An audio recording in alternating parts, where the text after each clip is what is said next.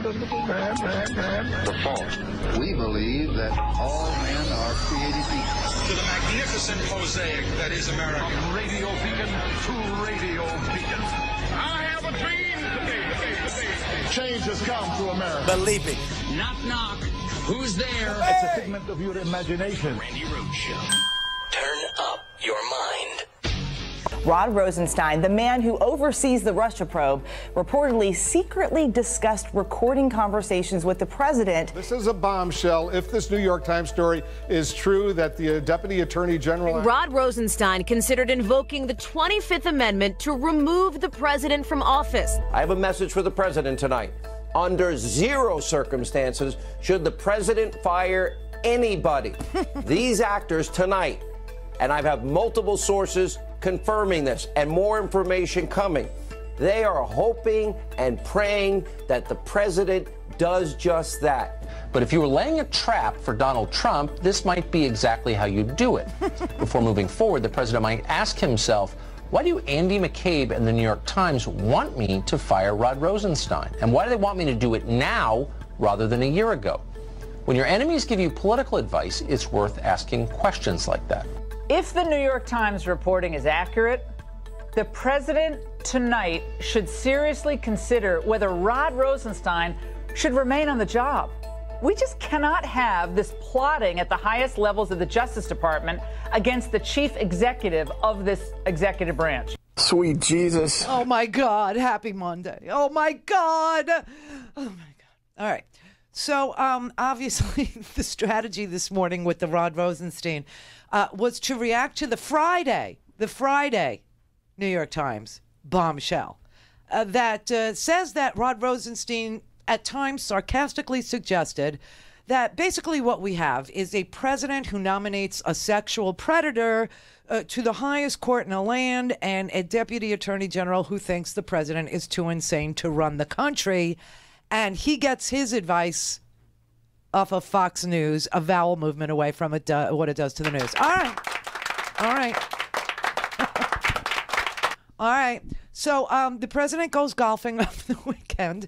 Doesn't react at all to the story in the New York Times that Rod was apparently either sarcastically saying, this man is insane, or seriously saying, this man is insane, and we really should put a wire on somebody when he interviews the next FBI director.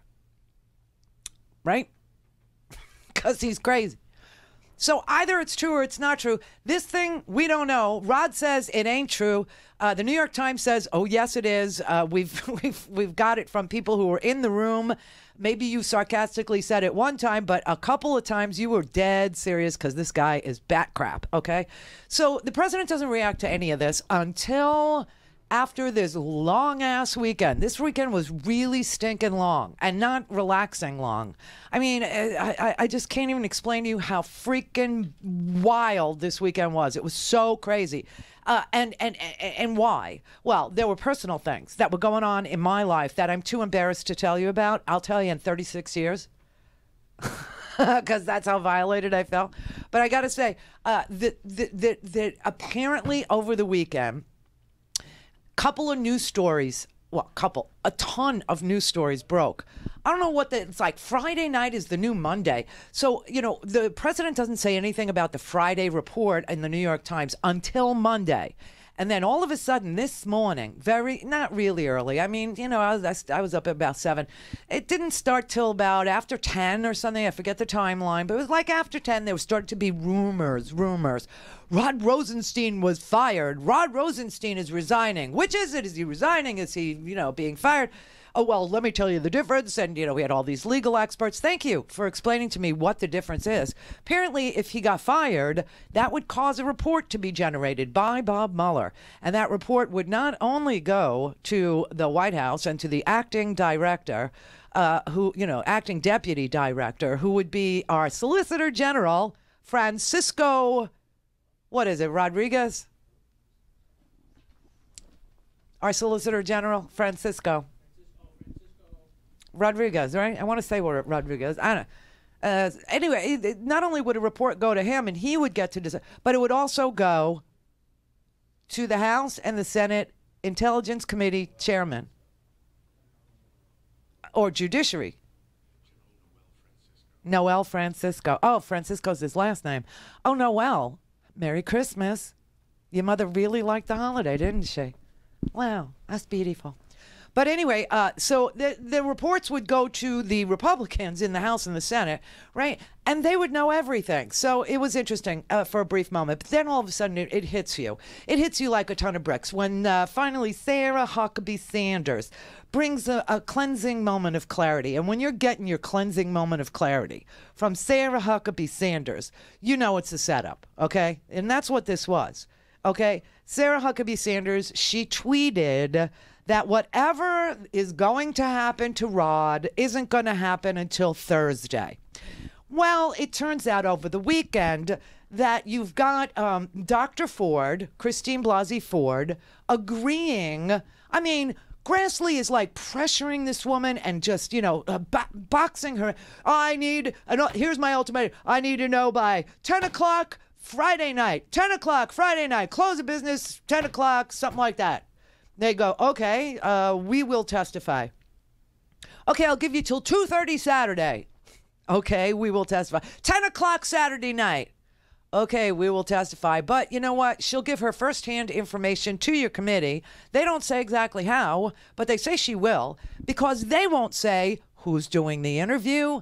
They won't do a FBI investigation, which was part of her demands. Please just do a quick cursory FBI background investigation into this, okay?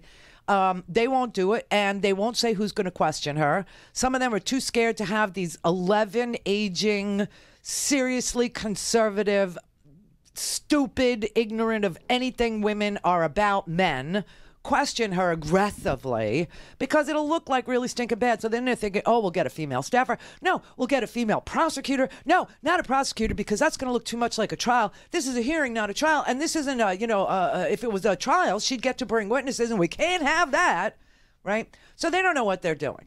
So this is Saturday. All of a sudden, we get a couple of stories. On my Twitter feed, I've been tweeting about this guy, Ed Whelan. Ed Whelan, just for those of you who really give a rat's ass about who these people are and how they're all connected. The story of Kavanaugh lying under oath is something that really bugs me, because it has happened. It's on videotape. It's documented. And what does it have to do with? Let's refresh. Orrin Hatch had a counsel, a lawyer, working on his staff named Manuel Miranda. Manny Miranda. And Manny Miranda was receiving stolen documents from Democratic staffers when they were confirming Bush's various nominees. Priscilla Owens and Erica, I always call him Eric Estrada. You know who I'm talking about, right? And so they were, they were following money to try and see if Priscilla Owens had been paid by these uber right-wing conservative groups in order to influence her decisions on things about women's health, right? And so they were following the money, and Manny was getting these stolen documents and passing them on to Brett Kavanaugh by email. And we know that because we now have seen the emails. This happened for 18 months in 2002 to 2003.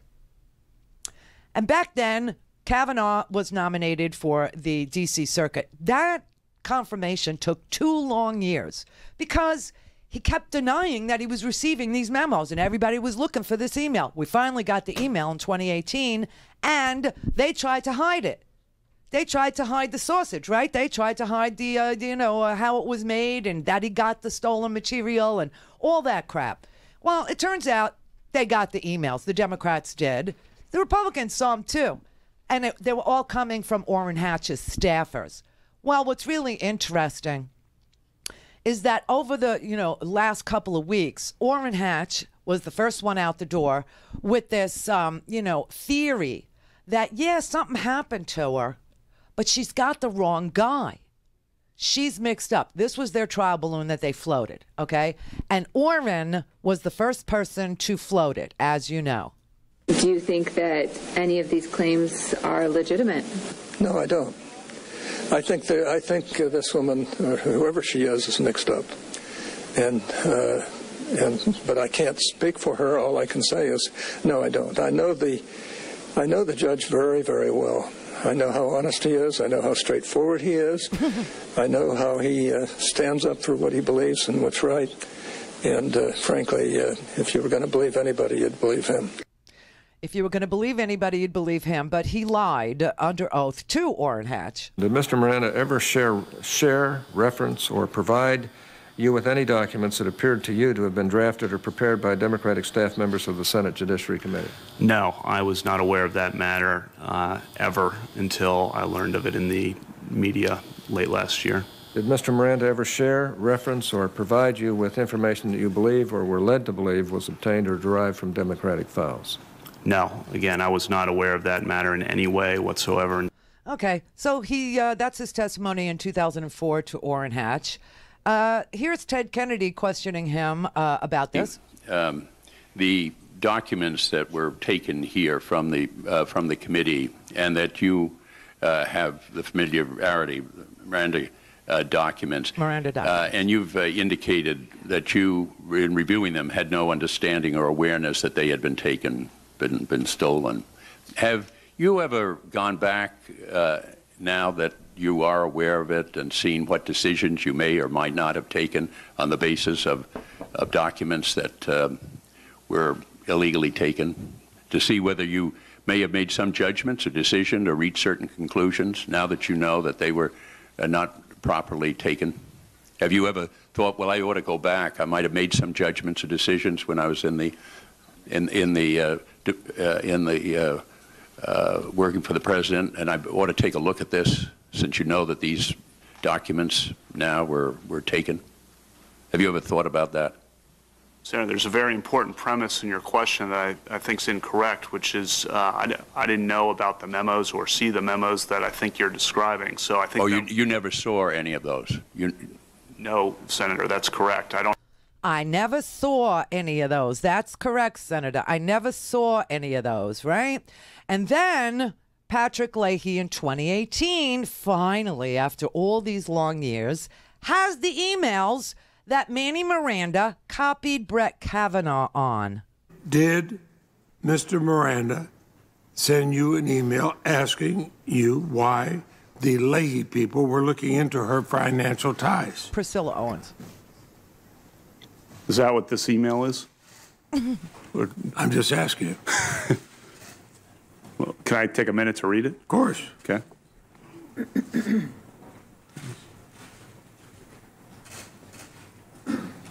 And this incident was 4 days before her hearing on July 23rd. 4 days before.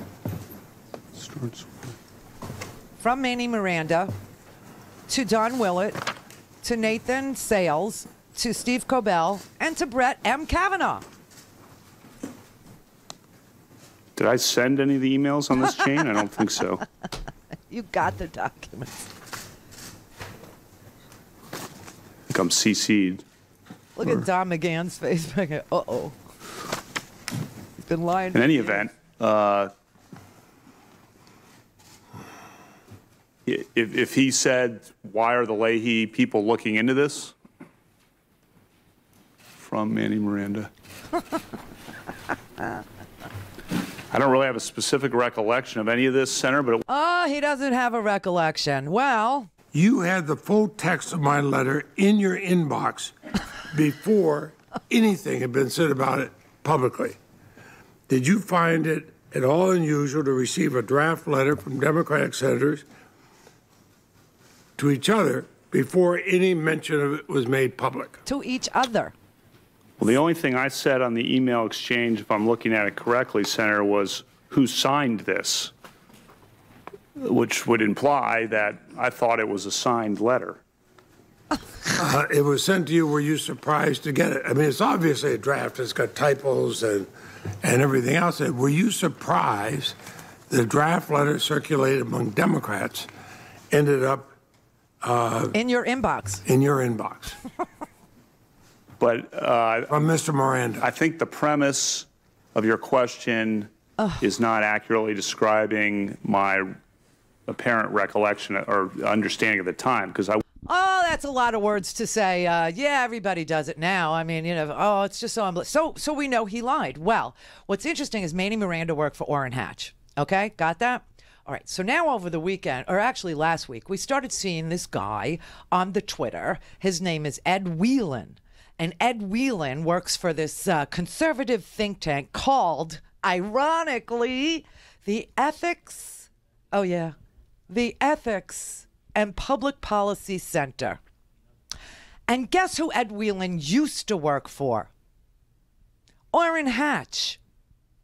He worked for Orrin Hatch for a good long time, almost the whole 90s. And then, after working for Orrin Hatch, like Manny Miranda, guess where Ed Whelan ended up? In the Bush White House, working alongside Brett Kavanaugh. You see how this all goes. So now Ed Whelan hears Orrin Hatch, or at least they're talking to each other because they're all buddies. So Orrin Hatch goes out and says, well, I think she's mixed up. I think she's got, and then everybody on Fox News was saying last week, oh, no, we think something happened to her. We just think she has the wrong guy. And Ed Whelan is on Twitter using Zillow and Google Maps and solving the mystery for you. The ex-Orrin Hatch staffer who worked in the White House with Brett Kavanaugh is solving the mystery for you by using Google Maps and Zillow, saying, this is the house where it had to have happened. And you know who lives in that house?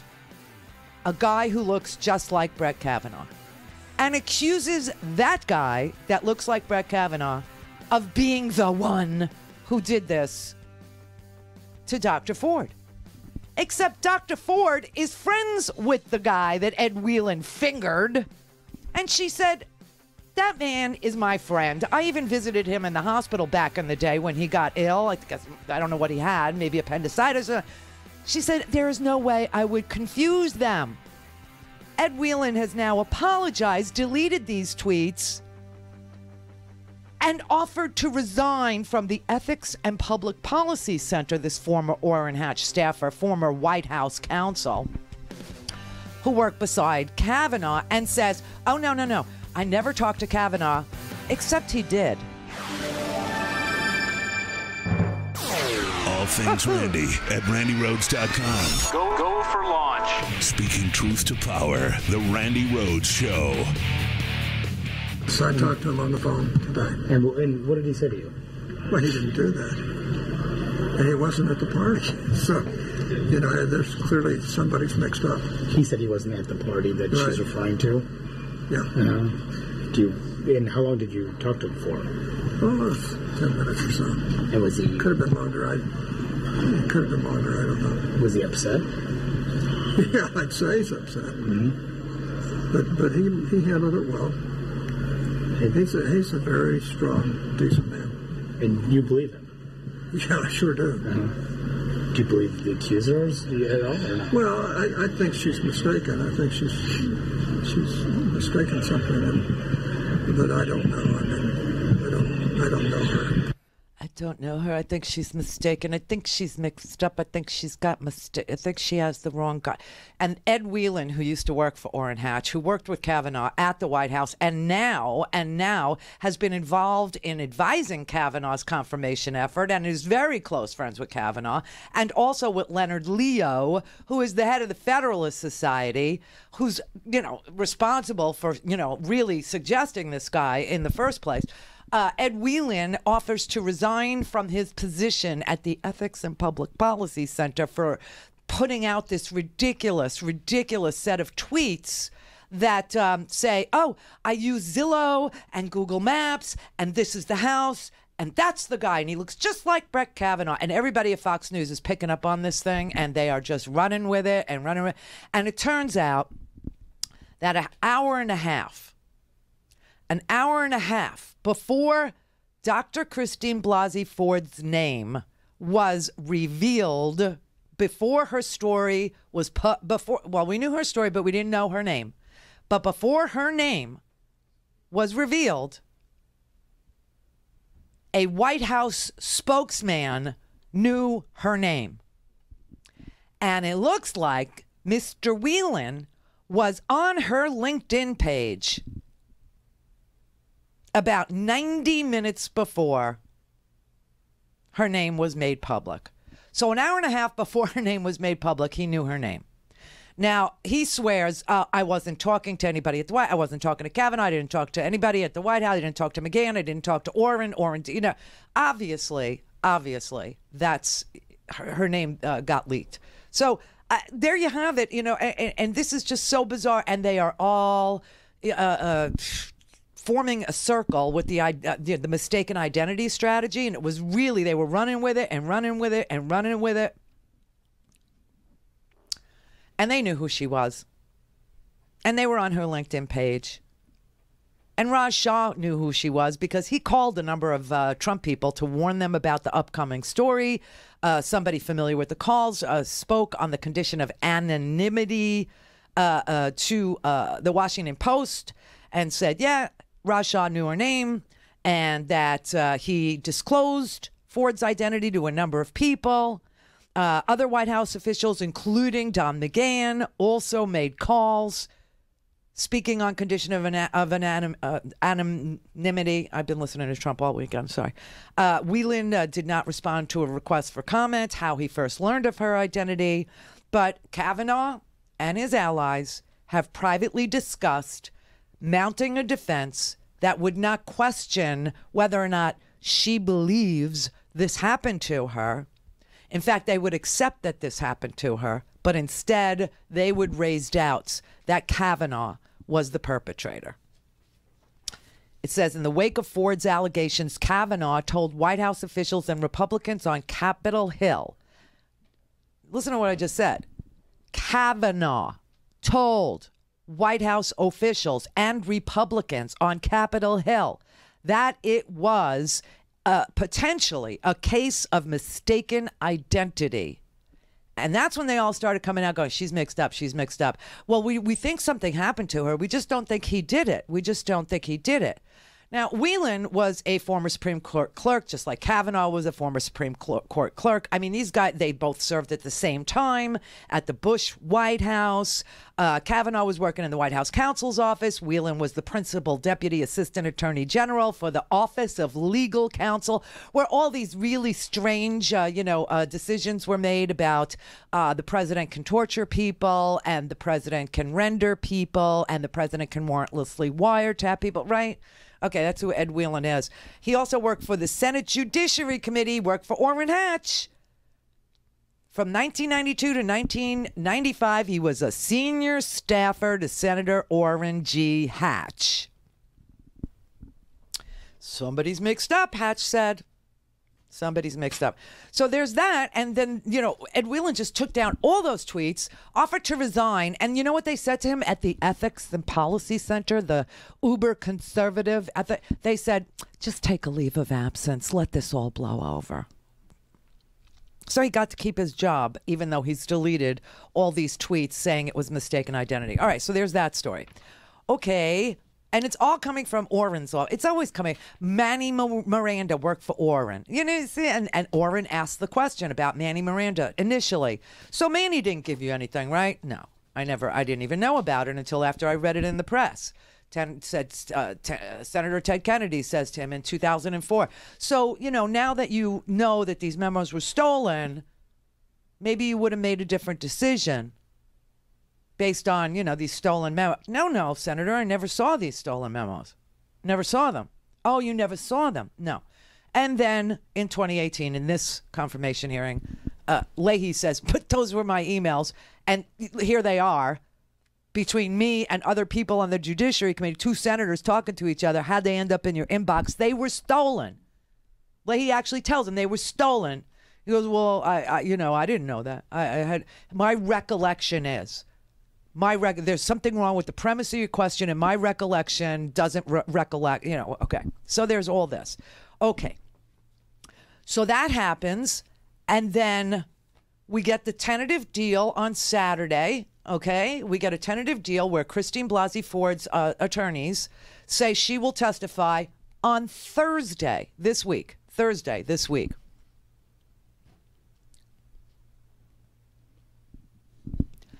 And then this morning, we get a very disruptive news cycle, very disruptive, saying somebody leaks out that that Rod has quit.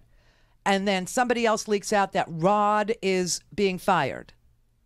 And the whole media starts talking about Rod and what's the ramifications of Rod and what happens to Mueller and blah, blah, blah, and this and that. And is this the Friday Night Massacre? And we haven't got this.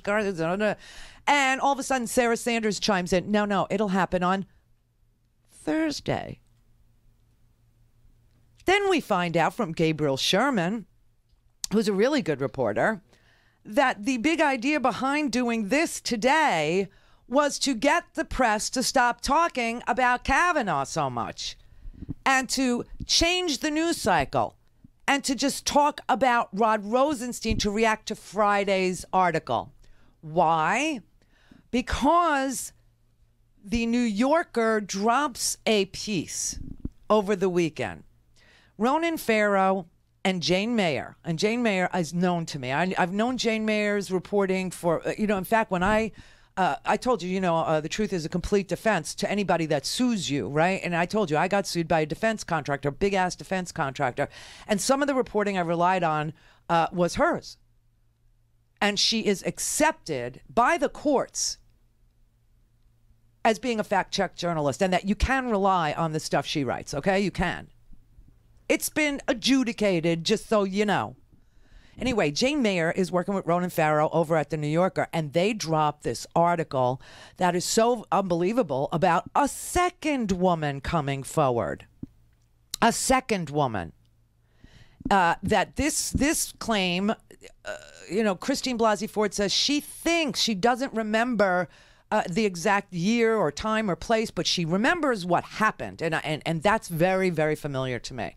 Okay, to remember where you were, or what happened to you, or but not to remember the date.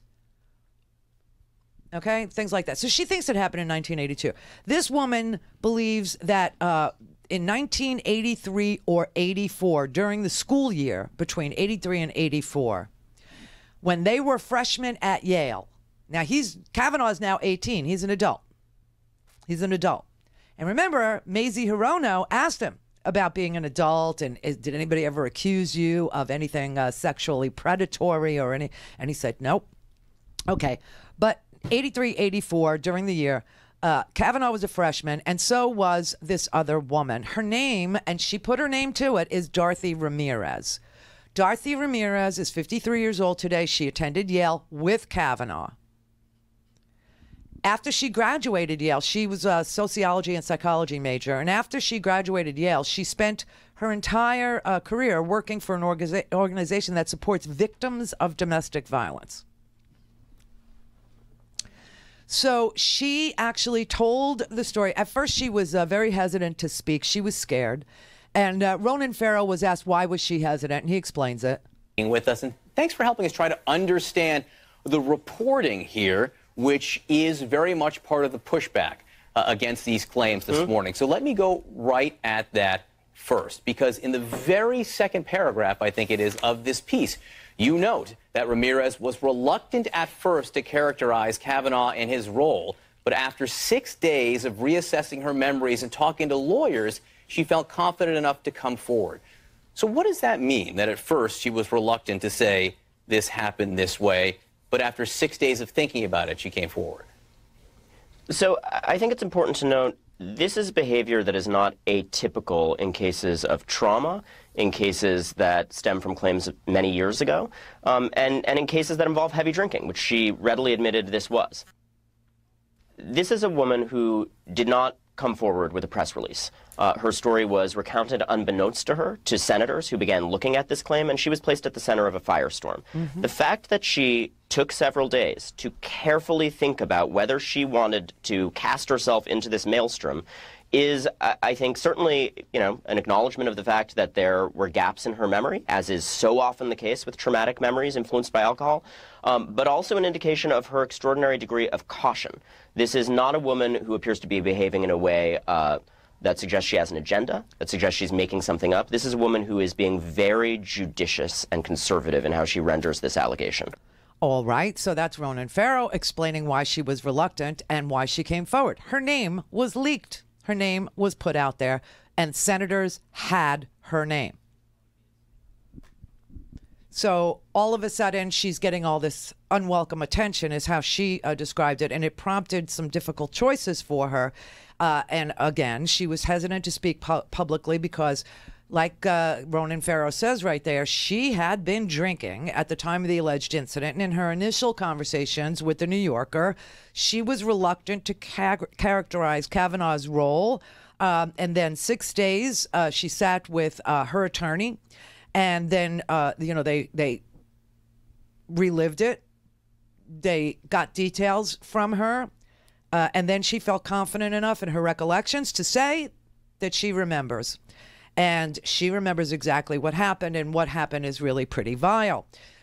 They were having a little dormitory party, and everybody was, playing some drinking game where they would choose somebody to take shots and stuff like that, and they kept choosing her, and they kept choosing her, and they kept choosing her, and she got really, really inebriated. And she remembers that that Kavanaugh exposed himself at a drunken dormitory party, thrust his penis in her face, and caused her to touch it without her consent. She pushed him away. And in the statement she wrote, this Kavanaugh responded and said, this alleged event from 35 years ago did not happen. The other one did not happen either, right? He said, the people who knew me then know that this did not happen and have said so. This is a smear, plain and simple. I look forward to testifying on Thursday, the day that Trump's going to fire Rod Rosenstein. On Thursday, about the truth and defending my good name and the reputation for character and integrity I've spent a life building. It's a smear, he says. It's just crap. It's a coordinated smear by the Democrats. Ramirez actually said that when both she and Kavanaugh were freshmen at Yale, she was invited by a friend on the women's soccer team to a dorm party.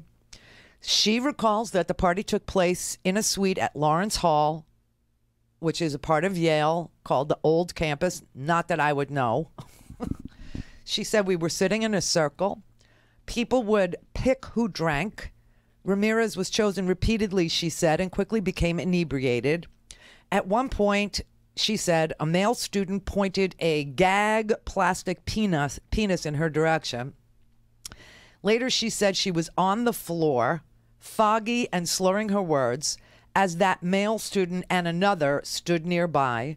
Ramirez identified two male onlookers, but at her request, the New Yorker is not naming them. A third male student then exposed himself to her, quote, I remember a penis being in front of my face. I knew that's not what I wanted, even in that state of mind. That's not a real penis, she recalled remarking, and other students started laughing at her confusion, and they started taunting her, and they started engaging her and saying, kiss it, kiss it. And she said she pushed the person away, and she touched the penis in the process. Now, she's also raised a devout Catholic, and she said she was shaken. Quote, I wasn't going to touch a penis until I was married. I was embarrassed and ashamed and humiliated. And she remembers Brett Kavanaugh standing to her right, laughing and pulling up his pants. Quote, Brett was laughing. I can still see his face and his hips coming forward like when you pull up your pants. And she recalls another male student shouting about the incident. She said, quote, somebody yelled down the hall, Brett Kavanaugh just put his penis in Debbie's face. It was his full name, she said. I don't think it was just Brett. And I remember hearing and being mortified that this was out there. She acknowledges that there are significant gaps in the memories of that evening. And she would, she said if she ever gets a chance to present her story to the FBI or members of the Senate, she knows she will inevitably be pressed on her motivation for coming forward after so many years and questioned about her memory, giving her drinking at the party. And yet, after several days of considering the matter carefully, she said, quote, I'm confident about the pants coming up, and I'm confident about Brett being there. She said the thing that stayed with her most forcefully is the memory of laughter at her expense from Kavanaugh and the other students. Quote, it was kind of a joke, and now it's clear to me it wasn't a joke. So Kavanaugh was 18. He was legally an adult when all this happened. The New Yorker explains how many people they've spoken to, eyewitnesses. So we called several dozen classmates who were around at the time in general. Many didn't respond. Many didn't wish to comment. Several were working, in fact, with Brett Kavanaugh's team and signed on to a statement saying, you know, they didn't have direct knowledge of this, but they didn't think it was the kind of thing that he would have done, and we included that. It's worth noting that half of that list either were individuals she said were directly involved in this, were people who egged Brett Kavanaugh on as he did it, urging her to kiss it and other things, or the wife of one of those alleged assailants. But, you know, we did include those statements, and there were several others who were not alleged to be involved who said, you know, we trust Brett Kavanaugh on this.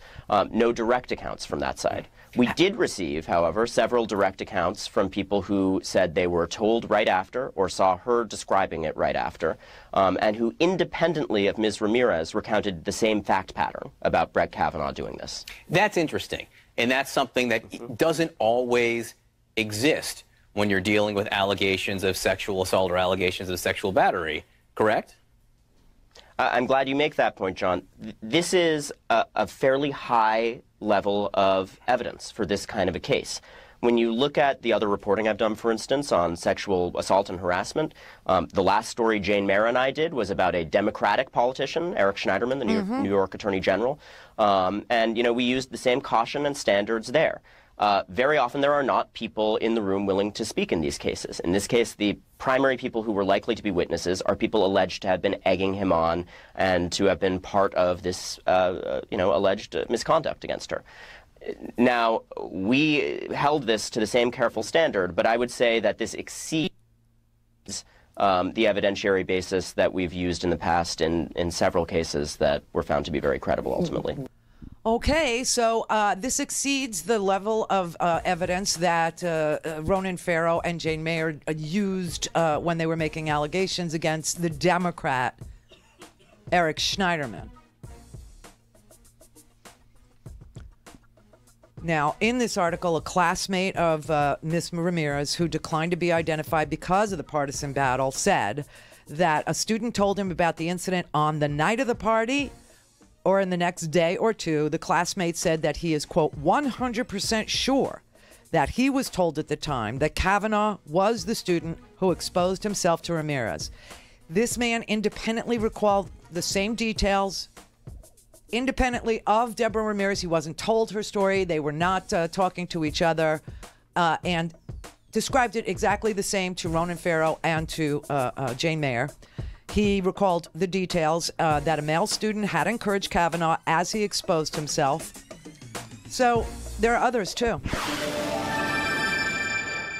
Call in, connect. To speak to Randi, call 561-270-3844. 561-270-3844. She remembers vividly Brett Kavanaugh laughing at her during this incident, pulling his pants up afterwards. Another classmate who she identified yelling down the hall, Brett Kavanaugh just put his penis in Debbie Ramirez's face. She remembers finding this extremely traumatic. She was devoutly religious. She had not engaged in this kind of activity before, and it was a significant incident for her. So much so that, you know, even given the fact that she was inebriated, not blackout drunk, capable of remembering things confidently, but inebriated, this was something that always stayed with her. But she doesn't explicitly remember the moment.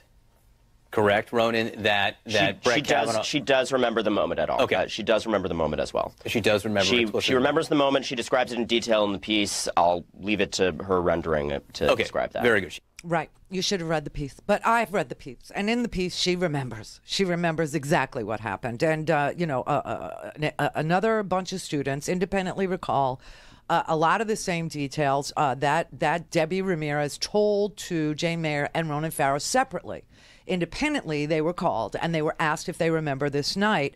And one of the classmates recalled that the party took place in a common room on the first floor in entryway B of Lawrence Hall during their freshman year. Quote, "I've known this all along," he said. Quote, "It's been on my mind all these years when his name came up. It was a big deal. The story stayed with him," this witness said, "because it was disturbing and it seemed outside the bounds of typically acceptable behavior, even during heavy drinking parties on campus." He said he was shocked, but not surprised, because the social group to which Kavanaugh belonged often drank to excess. He recalled Kavanaugh as relatively shy until he drank, at which point, he said, Kavanaugh became aggressive and even belligerent. Another classmate who did give his name is a Dr. Richard O. He is an emergency room doctor in California, and he recalls soon after the party a female student tearfully recounting to another student an incident at a party involving a gag with a fake penis, followed by a male student exposing himself. Dr. O is not certain of the identity of the female student. Ramirez did tell her mother, did tell her sister at the time. Mark Krasberg, an assistant professor of neurosurgery at the University of New Mexico, who was also a member of Kavanaugh and Ramirez's class at Yale, said Kavanaugh's college behavior had become a topic of discussion among former Yale students soon after Kavanaugh's nomination. In one email that Mr. Krasberg received in December, the classmate who recalled hearing about the incident with Ramirez alluded to the allegation and wrote, quote, "It would qualify as sexual assault if it's true." One of the male classmates who Ramirez said egged on Kavanaugh says he doesn't recall. He said, "I don't think Brett would flash himself to Debbie or anyone for that matter." Asked why he thought Ramirez was making the allegation, he said, "I don't know. I have no idea." Another male classmate who Ramirez said was involved said, "I don't have any recollection. Zero recollection." No, nobody recall. This is not saying it didn't happen. "I don't recall" is not saying no. And if you say, "I don't recall," and you do know, that's perjury. And that's why these people have to be sworn. Because if, under oath, they say they don't recall, and suddenly it's a provable fact that they were there and that "I don't recall" was a lie, then "I don't recall" is perjury. The wife of a third male student said she was involved, the wife of a third male student, she said, was involved, and three other classmates, Dino Ewing, Luisa Gary, and Dan Murphy, disputed Ramirez's account of events. Quote, "We were the people closest to Brett Kavanaugh during his first year at Yale. He was a roommate to some of us, and we spent a great deal of time with him, including in the dorm where this incident allegedly took place. Some of us were also friends with Debbie Ramirez.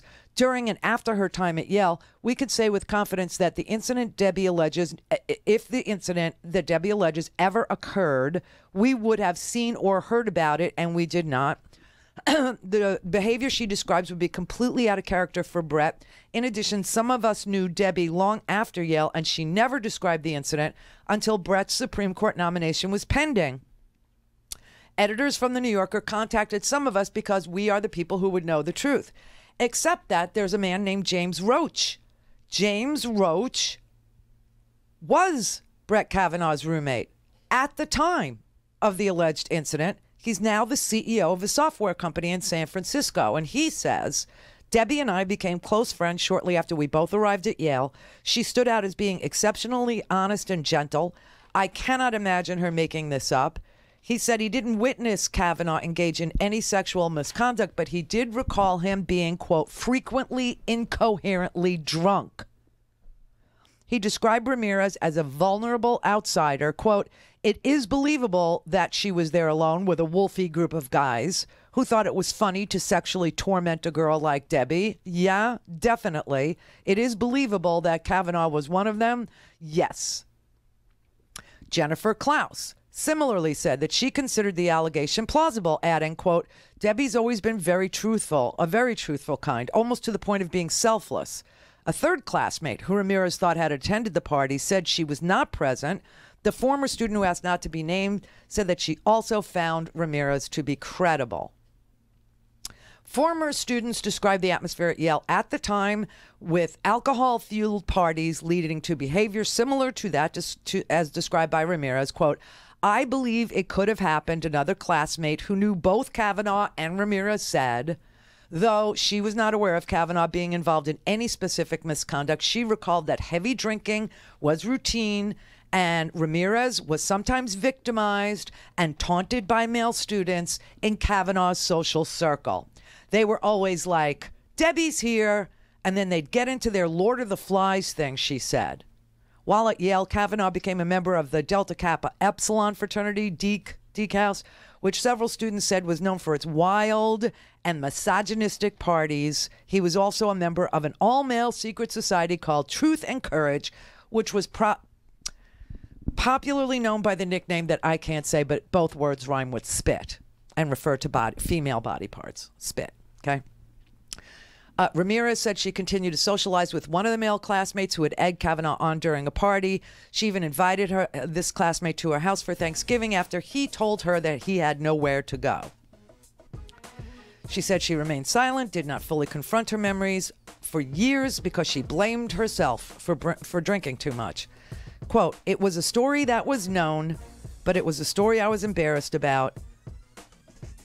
Even if I did drink too much, any person deserving it, would they want their daughter, their granddaughter with a penis in their face while they're drinking that much? I can say that at 53, but when I was 19 or 20, I was vulnerable and I didn't know any better. Reflecting on the incident now, she said she considers Kavanaugh's male classmates culpable. Quote, they're accountable for not stopping this. What Brett did is worse, though. What does it mean that this person has a role in defining women's rights in our future? She said, I didn't want any of this, but now I have to speak. And she hopes that her story supports Christine Blasey Ford's story. Because, Christine Blasey Ford also says that Kavanaugh was egged on by another friend, Mark Judge. And it's very interesting that Mark Judge has no recollection because Mark Judge's girlfriend, who dated him for 3 years, 3 years during this period, she said it's very hard to watch him lie. Very hard. And another woman who attended high school in the 1980s in Montgomery County, she also said, she sent a letter to Ford's lawyers saying that Judge would get female students blind drunk on jungle juice, grain alcohol mixed with Hawaiian punch, and then try to take advantage of her. It was disgusting. They treated women like meat, meaning Mark Judge and Kavanaugh. So that happened. But wait, there's more. Breaking news right now. The Senate Judiciary Committee Republicans have just now formally announced when there will be a vote on Brett Kavanaugh. It is now scheduled for Friday morning, 9:30 a.m. That's one day after this blockbuster hearing that's been scheduled for the accuser to testify. I have this right here, and it's quite clear from Chairman Grassley saying the Brett Kavanaugh nomination will be voted on, according to this schedule, on Friday morning. That is a big deal because it would suggest not a lot of time to process or fact check or follow up on whatever is learned in the Thursday hearing.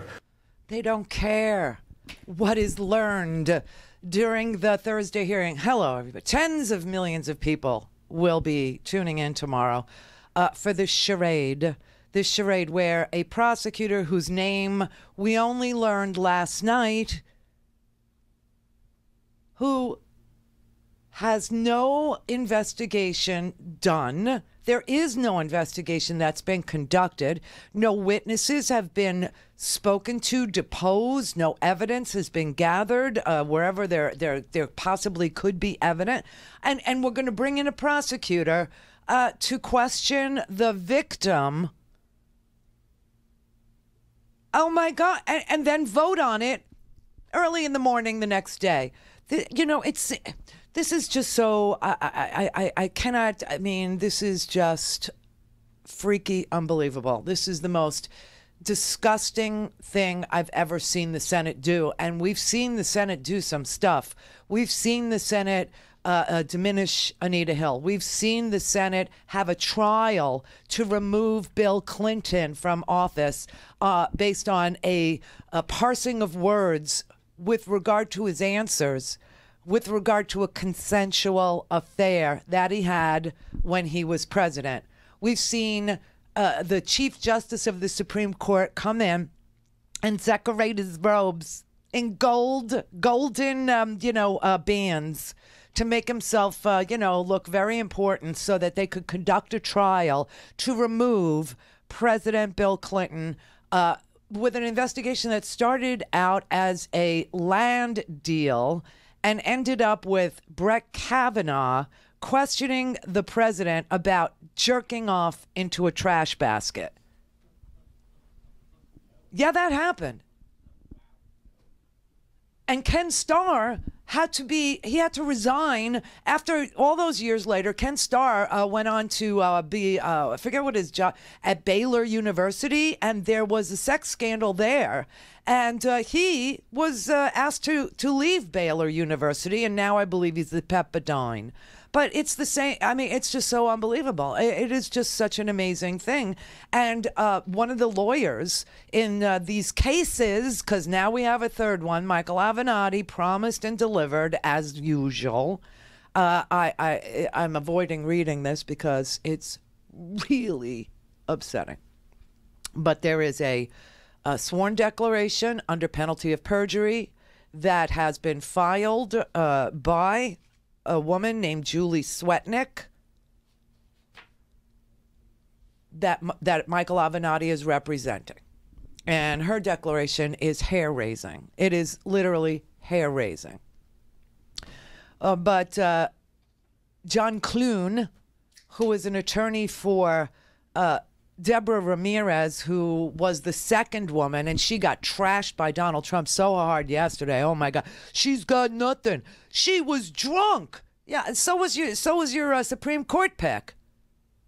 I mean, this school that they went to seemed to be like a freaking frat house for wayward rich boys whose parents wanted some comfort that they were being, I don't know, molested by Jesuits. I have no idea what this is, but he's, trashing every woman that comes down the pike. And yesterday, as you know, he said, well, he was at the United Nations, for God's sake, sitting next to the president of Colombia, denying a sexual allegation against his nominee for the Supreme Court after he got laughed at by the entire world in the United Nations. This is the sickest, craziest. I've never seen an administration like this.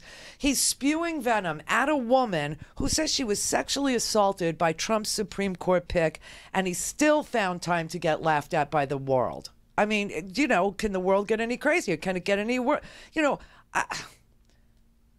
I swear to God, after listening to him yesterday, part of me was kind of like thinking if Brett Kavanaugh somehow withdrew or doesn't make the cut, he'll nominate Bill Cosby. And McConnell will push him through. He'll schedule a vote. So Michael Avenatti comes forward with this declaration, this sworn declaration by this woman named Julie Swetnick. Her story is hair-raising. That's all I can say. Here's what it says. This is really hard, okay? I, Julie Swetnick, declare as follows.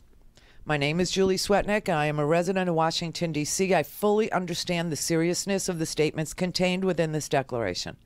I have personal knowledge of the information stated herein, and if called to testify to the same, would and could do so. I am a graduate of Gaithersburg High School in Gaithersburg, Maryland. I presently hold the following active clearances associated with working within the federal government: Public Trust, U.S. Department of Treasury, DOT, U.S. Mint, Internal Revenue Service. I have also previously held the following inactive clearances: Secret, U.S. Department of State, U.S. Department of Justice, and Public Trust, U.S. Department of Homeland Security, Customs and Border Protection. My prior employment includes working with Vietnam War commemoration, joint services providers, U.S. Department of Defense in Arlington, Virginia, U.S. Mint, U.S. Department of Treasury, U.S. Internal Revenue Service, U.S. Department of Treasury, Government Affairs and Communications Department, D.C. Department of General Services, Government of the District of Columbia, Customs and Border Protection, U.S. Department of Homeland Security, and the U.S. Department of State. I was also one of the first 100 women in the world to achieve a Microsoft Certified Systems Engineering certificate. Oh, I need your help, Julie. Anyway, here are her statements of fact. I first met Mark Judge and Brett Kavanaugh in approximately 1980-81. I was introduced to them at a house party that I attended in the Washington, D.C. area. I observed Mark Judge and Brett Kavanaugh as extremely close friends during the 1980s when I knew them and interacted with them. I would describe them as joined at the hip. I consistently saw them together in many social settings. There is no question in my mind that Mark Judge has significant information concerning the conduct of Brett Kavanaugh during the 1980s, especially as it relates to his actions toward women. Following the first introduction, I attended well over 10 house parties in the Washington, D.C. area during the years 1981 to 83, where Mark Judge and Brett Kavanaugh were present. These parties were a common occurrence in the area and occurred nearly every weekend during the school year. On numerous occasions at these parties, I witnessed Mark Judge and Brett Kavanaugh drink excessively and engage in highly inappropriate conduct, including being overly aggressive with girls and not taking no for an answer. This conduct included the fondling and grabbing of girls without their consent.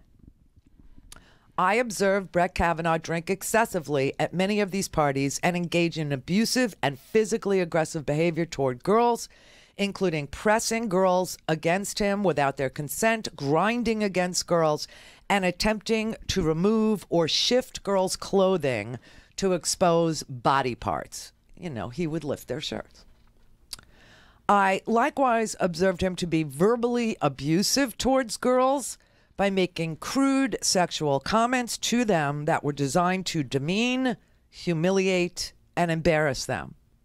I often witnessed Brett Kavanaugh speak in a demeaning manner about girls in general, as well as specific girls by name. I also witnessed Brett Kavanaugh behave as a, quote, mean drunk on many occasions at these parties. I have been told by other women that this conduct also occurred during the summer months in Ocean City, Maryland, on numerous occasions. I also witnessed such conduct on one occasion in Ocean City, Maryland during Beach Week. That's important. Remember Beach Week. I have reviewed Brett Kavanaugh's recent claims on Fox News regarding his alleged innocence during his high school years and lack of sexual activity. This claim is absolutely false and a lie. I witnessed Brett Kavanaugh consistently engage in excessive drinking and inappropriate contact of a sexual nature with women during the 1980s. During the years 1981-82, I became aware of efforts by Mark Judge, Brett Kavanaugh, and others to spike the punch at house parties I attended with drugs and or grain alcohol so as to cause girls to lose their inhibitions and their ability to say no. This caused me to make an effort to purposely avoid the punch at these parties. I witnessed efforts by Mark Judge, Brett Kavanaugh, and others to target particular girls so they could be taken advantage of. It was usually a girl that was especially vulnerable because she was alone at the party or shy. I also witnessed efforts by Mark Judge, Brett Kavanaugh, and others to cause girls to become inebriated and disoriented so they could then be gang raped. in a side room or a bedroom by a train of numerous boys.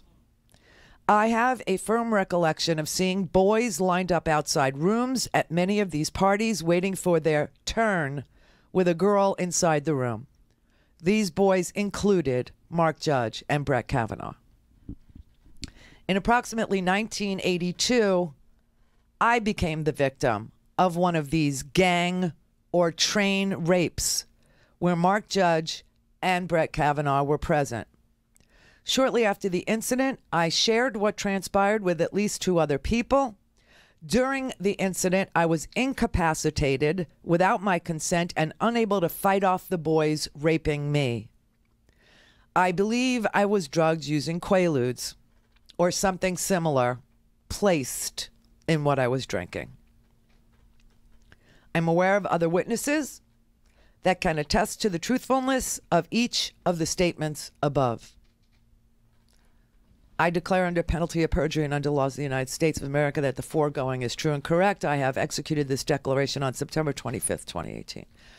So this thing, this choir boy, he might have missed a few choir practices because the third accuser with witnesses, and she's swearing under penalty of perjury, that not only did she witness trains of boys and spiking of punch with what she believes to be Quaaludes, which, by the way, were, like I told you, they were the ultimate aphrodisiac. Women would become, anybody who took them, would become completely and totally incapacitated and without any inhibitions.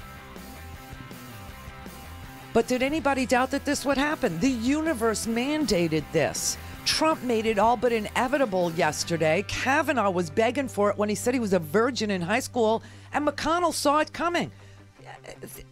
And they all richly deserve this. And yet they're going to proceed tomorrow with no investigation at all and a prosecutor questioning a victim. All things Randi at RandiRhodes.com. Go for launch. Speaking truth to power, the Randi Rhodes Show.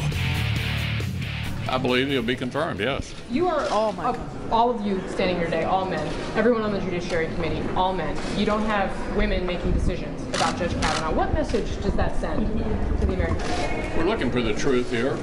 I don't think because you happen to be a male, you're disqualified from listening to the evidence, and making a decision based upon the evidence.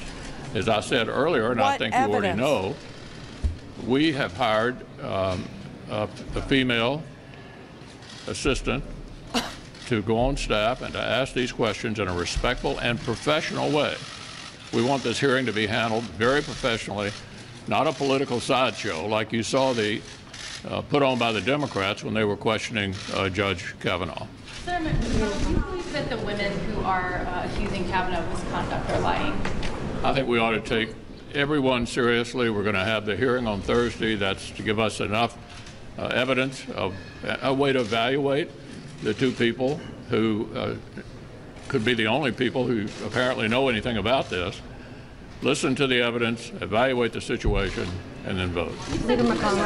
They are not going to listen to the evidence. They are not going to evaluate a situation or the situation because the situation includes 3 women. Tomorrow, you're going to hear from 1 woman and you're going to hear from 1 man. And there is no FBI investigation with which to work. There has been no evidence that's been allowed in or that has been ruled on in any way. There are no witness statements that have been allowed in.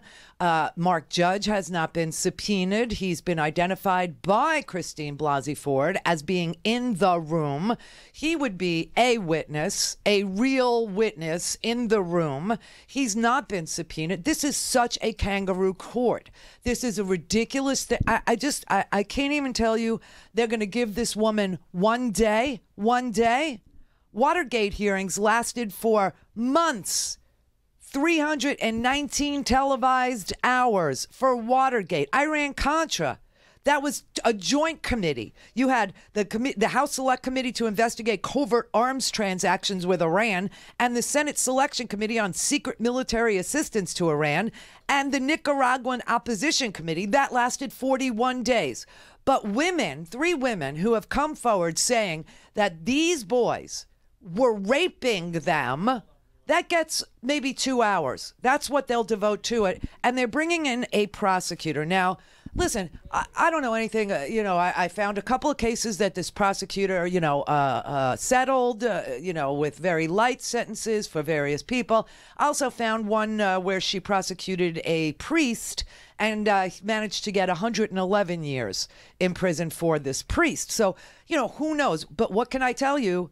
What I can tell you is you cannot have any sort of due process without basing it on witness testimony, evidence, depositions, and, people who were there, or people who knew, or people who had heard, people who were told, people who heard it through the grapevine. You can't do this. Lawyers have a mission, and I think everybody in this audience knows that. Lawyers aren't really about the truth. That's why I call them lawyers. They're not about exposing the truth. They're about zealously representing their client. They're about putting forward the best narrative they can to favor their client. And if the GOP has hired her, then they are her client. And she has an obligation to zealously represent their interests, their narrative, Brett Kavanaugh's story, and to somehow dismantle Dr. Ford's story. That would be her mission. She will cross-examine Christine Ford, and she will examine Brett Kavanaugh. She will pull from Brett Kavanaugh anything that she thinks is favorable to his profile, and she will denigrate the other with anything that she thinks will serve her client's mission. That is what's going to happen tomorrow. And the idea that we can't know the truth. Did you see Jeff Flake today? I don't know if you saw him. Jeff Flake got on the floor and he was saying, look, they're both human beings, and this dehumanization of him and this dehumanization of her has got to stop, because the truth is that tomorrow we might not get to the truth, and still we have to vote. There is a way to get to the truth. And that is to call the freaking FBI and let them talk to Deborah Ramirez. Let them talk to Julie Swetnick. Let them talk to Christine Blasey Ford's friends, her husband, her therapist. Today they released the results of her polygraph test that clearly shows that she was asked questions about this, this brutal attack, and what she swore to.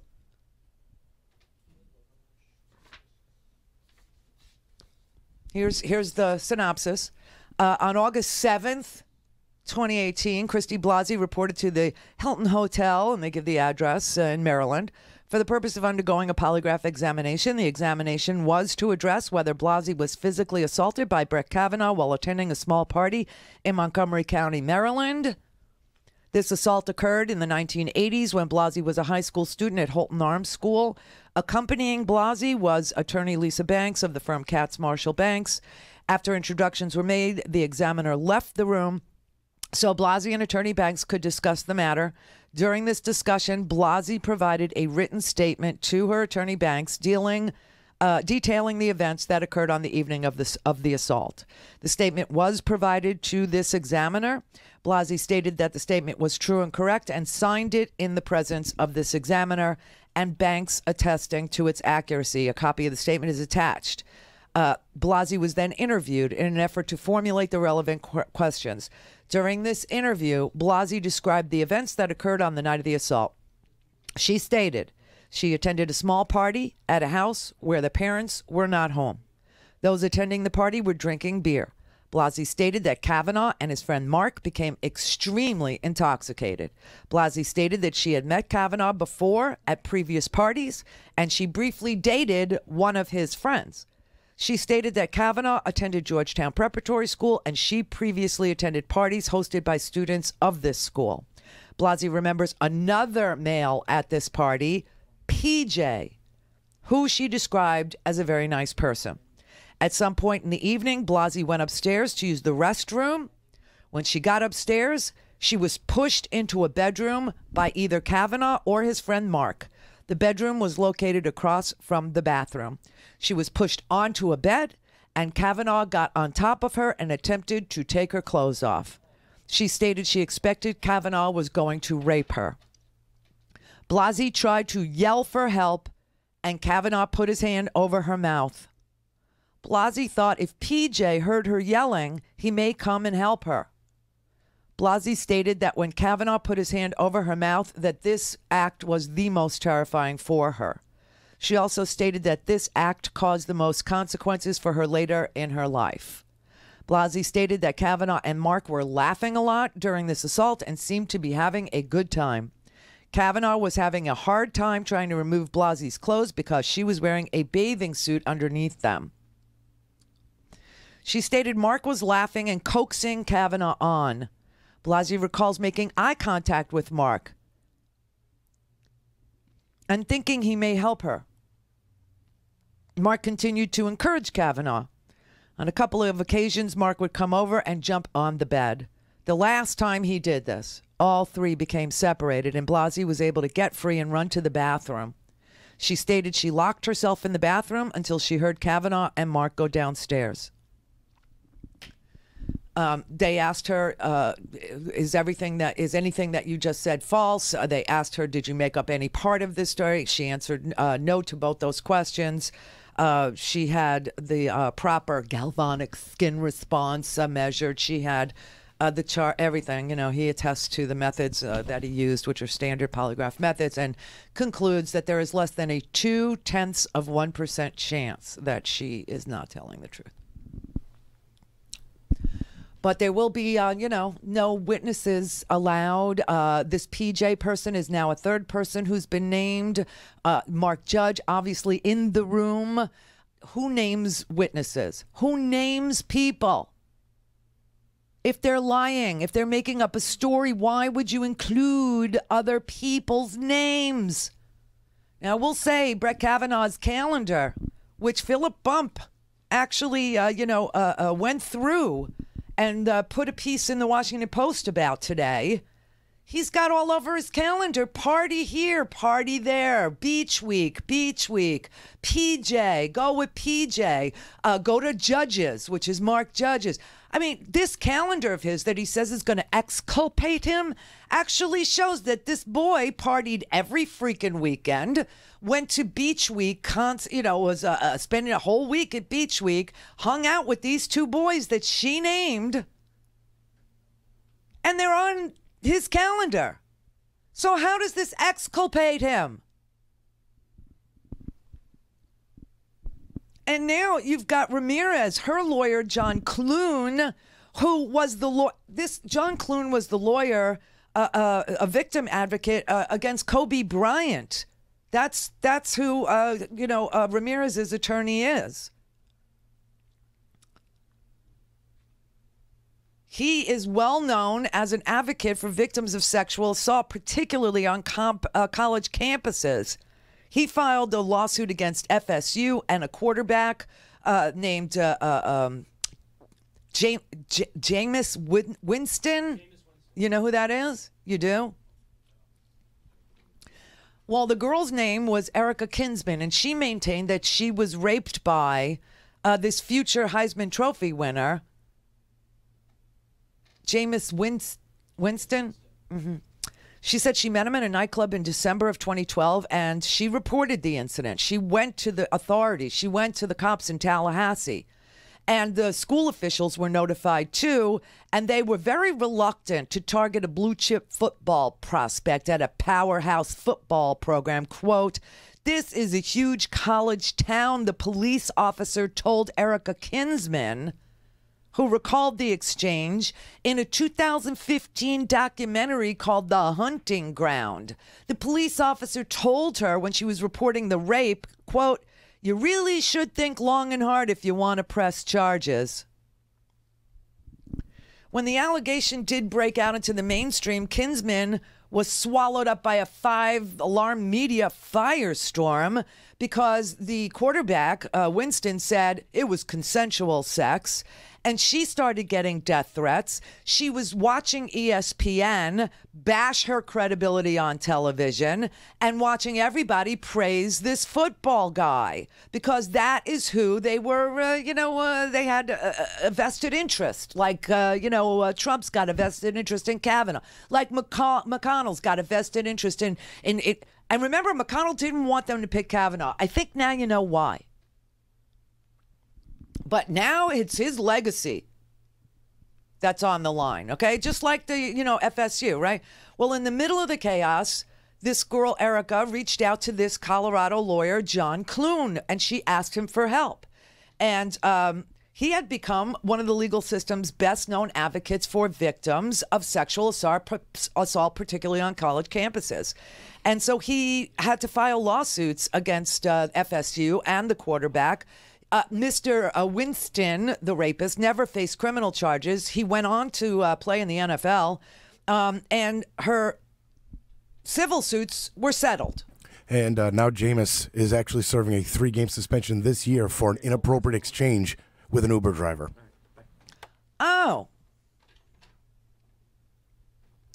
So John Clune is, he represented this girl, Erica Kinsman, and he also... he also tried to prosecute Kobe Bryant. That's how he started his legal career. He was a prosecutor in Eagle County in the Rocky Mountains region of West Denver. The first media attention came to him in 2003. He was in private practice, and in June of that year, of 2003, Kobe Bryant arrived at a hotel in Edwards, Colorado. And days later, a 19-year-old hotel employee told law enforcement that she was raped by Kobe Bryant. And Kobe Bryant kept saying it was consensual sex. He was charged with felony sexual assault. And then the media descended.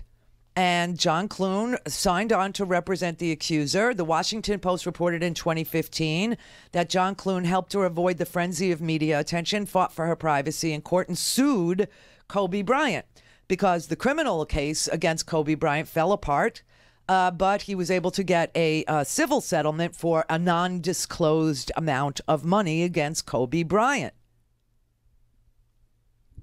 Now he's representing Deborah Ramirez.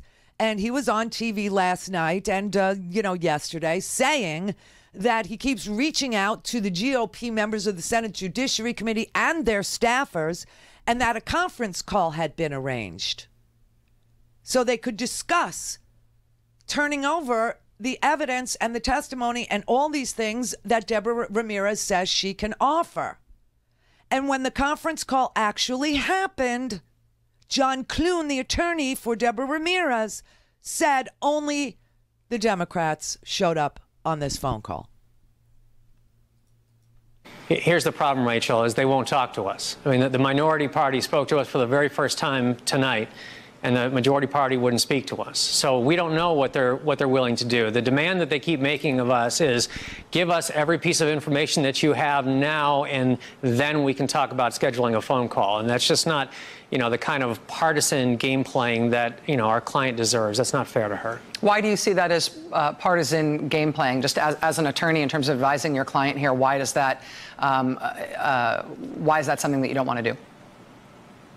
The idea that they won't even talk to her counsel about what the process might look like, what the options are, that tells me that whatever they're planning, it's either going to be by ambush or it's going to be used as just a footnote to the confirmation process, and this will all be dealt with within a few days. Meaning they'll confirm him without ever hearing from her. He also was on the Today Show this morning. She has intentionally been very, very careful about what information she's putting out there. And what she said in The New Yorker is exactly what she recalls with clarity. She recalls the incident. She recalls the genitalia in her face. She recalls seeing Brett Kavanaugh adjusting his pants as though somebody was zipping up their pants and closing up their pants, and then somebody shortly thereafter saying that Brett Kavanaugh just did that. Those are the facts that she very, very is comfortable with putting forward, and she was deliberate to not say specifically that in that exact moment she knew it was Brett Kavanaugh and she saw that it was Brett Kavanaugh. And that's one of the things that has made her, to me, so credible, is that she's not putting forth more conclusory information. She's been very, very careful about what she's comfortable saying publicly. Another thing the New Yorker writes is that after 6 days of carefully assessing her memories and consulting with her attorney, she then felt confident enough to speak to the magazine. What happened over those 6 days? A lot of people think, come on, you either remember or you don't. What's the 6 days about? Right. Well, first of all, I mean, I think maybe that gives an impression that the two of them are in some, lockdown room for 6 consecutive days, and that's not how it went. But back to the same point I was just making, she wanted to make sure that her recollection of what happened and what information that she was going to put forth in the New Yorker was accurate. So she had hired Stan Garnett, who is a career prosecutor and somebody who's very experienced in handling sex crimes, knows how to work with victims, knows how to talk with victims in ways that are not suggesting information, to make sure that they can work through their recollections and come out with the information that they know is accurate, and that's what they did.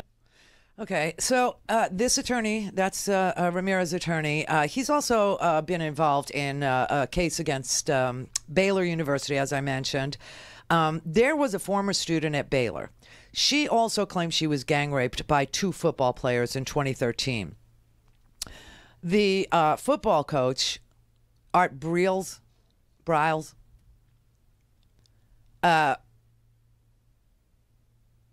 was fired. And Ken Starr, yes, that Ken Starr, the Ken Starr that had Brett Kavanaugh write questions about jerking off in a trash basket for, Bill Clinton, that Ken Starr was the president of Baylor. And he had to leave too.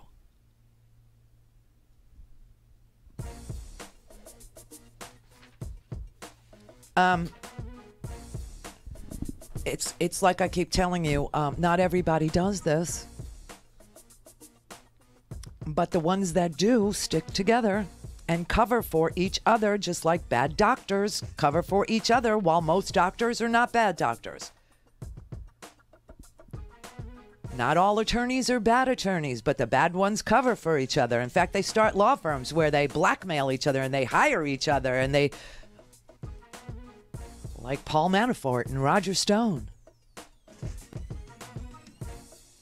Not all cops are bad cops, but the bad ones cover for each other. And it's the same with sex abusers. I mean, look at the Catholic Church, for God's sake. Look at all the cover-ups. Look at this. Look at what goes on. This is crazy. This is absolute crazy. During my freshman and sophomore school years, when I was 14 and 15 years old, my group of friends intersected with Brett and his friends for a short period of time.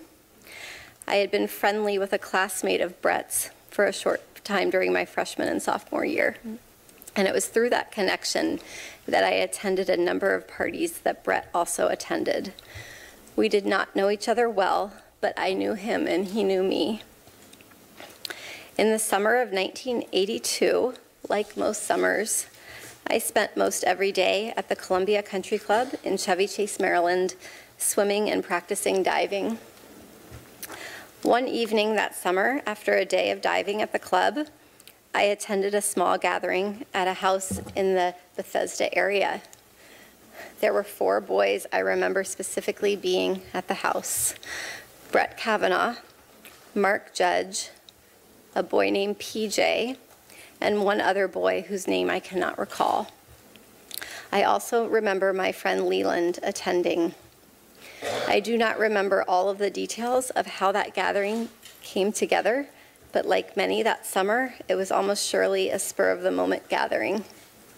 I truly wish I could be more helpful with more detailed answers to all of the questions that have and will be asked about how I got to the party and where it took place and so forth. I don't have all the answers, and I don't remember as much as I would like to. But the details about that night that bring me here today are the ones I will never forget. They have been seared into my memory and have haunted me episodically as an adult. When I got to the small gathering, people were drinking beer in a small living room, family room type area on the first floor of the house. I drank one beer. Brett and Mark were visibly drunk. Early in the evening, I went up a very narrow set of stairs leading from the living room to a second floor to use the restroom. When I got to the top of the stairs, I was pushed from behind into a bedroom across from the bathroom. I couldn't see who pushed me. Brett and Mark came into the bedroom and locked the door behind them. There was music playing in the bedroom. It was turned up louder by either Brett or Mark once we were in the room. I was pushed onto the bed, and Brett got on top of me. He began running his hands over my body and grinding into me. I yelled, hoping that someone downstairs might hear me, and I tried to get away from him, but his weight was heavy. Brett groped me and tried to take off my clothes. He had a hard time because he was very inebriated and because I was wearing a one-piece bathing suit underneath my clothing. I believed he was going to rape me. I tried to yell for help. When I did, Brett put his hand over my mouth to stop me from yelling. This is what terrified me the most and has had the most lasting impact on my life. It was hard for me to breathe, and I thought that Brett was accidentally going to kill me. Both Brett and Mark were drunkenly laughing during the attack. They seemed to be having a very good time. Mark seemed ambivalent, at times urging Brett on, and at times telling him to stop. A couple of times I made eye contact with Mark and thought he might try to help me, but he did not. During this assault, Mark came over and jumped on the bed twice while Brett was on top of me. And the last time that he did this, we toppled over and Brett was no longer on top of me. I was able to get up and run out of the room. Directly across from the bedroom was a small bathroom. I ran inside the bathroom and locked the door. I waited until I heard Brett and Mark leave the bedroom, laughing, and loudly walk down the narrow stairway, pinballing off the walls on the way down. I waited, and when I did not hear them come back up the stairs, I left the bathroom, went down the same stairwell, through the living room, and left the house. I remember being on the street and feeling an enormous sense of relief that I had escaped that house and that Brett and Mark were not coming outside after me. Brett's assault on me drastically altered my life. For a very long time, I was too afraid and ashamed to tell anyone these details. I did not want to tell my parents that I, at age 15, was in a house without any parents present, drinking beer with boys. I convinced myself that because Brett did not rape me, I should just move on and just pretend that it didn't happen. Okay, that's Dr. Ford. And if you missed her opening statement, that was the description of the attack as she remembers it. Brett Kavanaugh has given his opening statement. I was not at the party described by Dr. Ford. This confirmation process has become a national disgrace. The Constitution gives the Senate an important role in the confirmation process, but you have replaced advice and consent with search and destroy. Since my nomination in July, there's been a frenzy on the left to come up with something, anything, to block my confirmation. Shortly after I was nominated, the Democratic Senate leader said he would, quote, oppose me with everything he's got. a Democratic senator on this committee publicly referred to me as evil. Evil. Think about that word. And said that those who supported me were, quote, complicit in evil. Another Democratic senator on this committee said, quote, Judge Kavanaugh is your worst nightmare. A former head of the Democratic National Committee said, quote, Judge Kavanaugh will threaten the lives of millions of Americans for decades to come. I understand the passions of the moment, but I would say to those senators, your words have meaning. Millions of Americans listened carefully to you.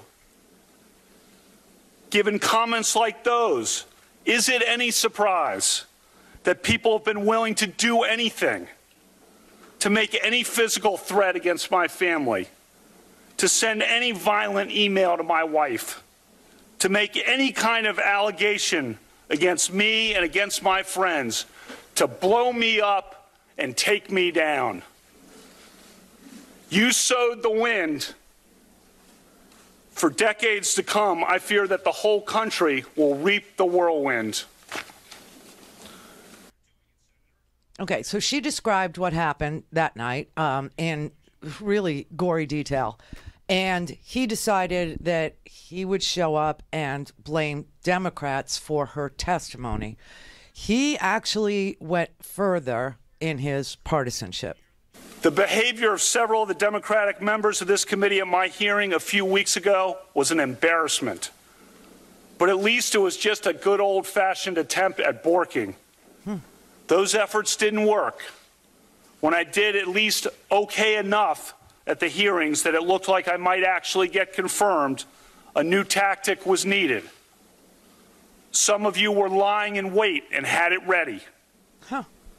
This first allegation was held in secret for weeks by a Democratic member of this committee and by staff. It would be needed only if you couldn't take me out on the merits. When it was needed, this allegation was unleashed and publicly deployed over Dr. Ford's wishes. And then, as no doubt was expected, if not planned, came a long series of false last-minute smears designed to scare me and drive me out of the process before any hearing occurred. Crazy stuff. Gangs, illegitimate children, fights on boats in Rhode Island. All nonsense, reported breathlessly and often uncritically by the media. This has destroyed my family and my good name, a good name built up through decades of very hard work and public service at the highest levels of the American government. All right, so he is blaming the Democrats for Christine Ford's sworn testimony. Her words are less true because they were communicated in private to Anna Eshoo, a Democrat in the House, and Dianne Feinstein, a Democrat in the Senate. So her words are less true. I have heard nothing about illegal children or illegitimate children. I know what the Rhode Island thing is. The Senate Republican staff asked him on a phone call that the transcripts they released indicate that the Republican staffers asked Brett Kavanaugh about a anonymous story that was presented to Cory Booker, to the Republican senator from Colorado, Cory Gardner, and they asked him about it. That was not in the media. That was the Senate staff asking about an anonymous phone call that they received, that Colorado Senator, Republican Senator Cory Gardner received. He is making stuff up already, okay? Now, if he is so concerned about her testimony, and he knows that it's coming 10 days ago, which he does, he knew, why didn't he ask the FBI to open up the background check and clear his name?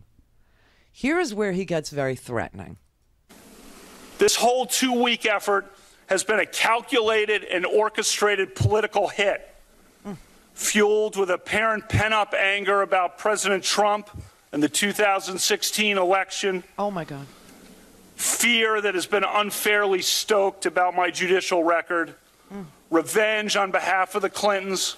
Oh, my God. And millions of dollars in money from outside left-wing opposition groups. Oh, my God. This is a circus. Thank you, The Clarence. consequences will extend long past my nomination. Really? The consequences will be with us for decades. Really? This grotesque and coordinated character assassination will dissuade competent and good people of all political persuasions from serving our country. And as we all know, in the United States political system of the early 2000s, what goes around comes around. Oh, wow. I am an optimistic guy. I always try to be on the sunrise side of the mountain, to be optimistic about the day that is coming. But today, I have to say that I fear for the future. All right, so he's decided to turn this into partisan attacks instead of a woman who has nothing to gain coming forward, receiving death threats. Her family's been separated. They're in different places. They've been in 2 different places over the last 10 days. He says this is revenge for Donald Trump being elected. He says this is revenge for the Clintons, who he hunted, by the way. He says that the Democrats are doing this with millions of dollars when he's received at least $10 million from the Federalist Society in ads. He quotes Clarence Thomas when he says this whole thing is a circus. But he never asks for an investigation. He refuses to allow witnesses to come forward. He diminishes her words as being less true because Democrats asked her to testify. All things Randi at RandiRhodes.com. Go for launch. Speaking truth to power, the Randi Rhodes Show. All right, so I played you Dr. Ford's opening statement where she describes the attack and why she didn't tell her parents. And I've played you Brett Kavanaugh's parts of Brett Kavanaugh's opening statements where he decides that this is revenge for the Clintons, that this is the Democrats being angry that Trump won an election, that there's been millions of dollars being poured into, I don't know, I guess Christine Ford. Dr. Ford has received millions of dollars, and that this never happened. Okay. Now, I don't know how Dr. Christine Ford would know the names of his friends if she didn't know him. I don't know how Brett Kavanaugh didn't ask for an FBI investigation to include her name, to include her claims, so that there would be an investigation, and that when the Senate, the Republicans on the Judiciary Committee would staff the questioning out to a prosecutor to discredit her, this poor prosecutor, who I'm starting to feel sorry for, wouldn't be doing it blind. She would have had the benefit of an investigation. But the prosecutor, Rachel Mitchell, does not have the benefit of an investigation by the FBI. Brett Kavanaugh is saying that even though he didn't ask for an investigation by the FBI, Christine Ford's words and testimony are less true because she reached out to her local congresswoman, who's a Democrat, who then told her to reach out to Dianne Feinstein, the ranking member on the Judiciary Committee, who's also a Democrat. And because of that, those facts, those 2 women who she reached out to after she had called the Washington Post tip line anonymously, that they advised her to hire a lawyer and, take a polygraph test, or to hire a lawyer and, be prepared for what's going to be hurled at her if she would ever come forward. Somehow her words are less true. Let's begin the questioning. They're in recess right now, but I have the questioning. I have the whole thing, okay? So here is Rachel Mitchell, who also questioned Dr. Ford, questioning Brett Kavanaugh. I want you to take a moment to review the definition that's before you of sexual behavior.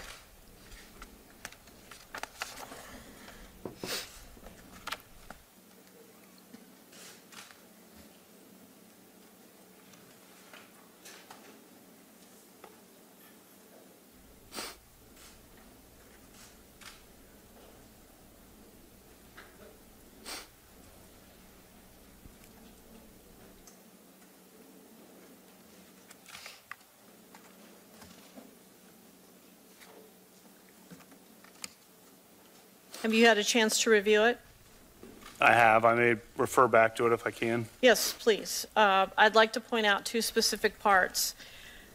Among the examples of sexual behavior, it includes rubbing or grinding your genitals against somebody, clothed or unclothed.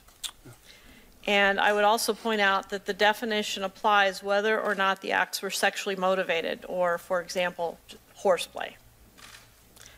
Do you understand the definition I've given you? I do. And again, if at any time you need to review that, please let me know. Dr. Ford has stated that somewhere between 5 or 6 people were present at the gathering on this date. You, Mark Judge, Leland Ingham at the time, or Leland Kaiser now, Patrick P.J. Smith, Dr. Ford, and an unnamed boy. Do you know Mark Judge? I do. How do you know him? He was a friend at Georgetown Prep starting in 9th grade. He's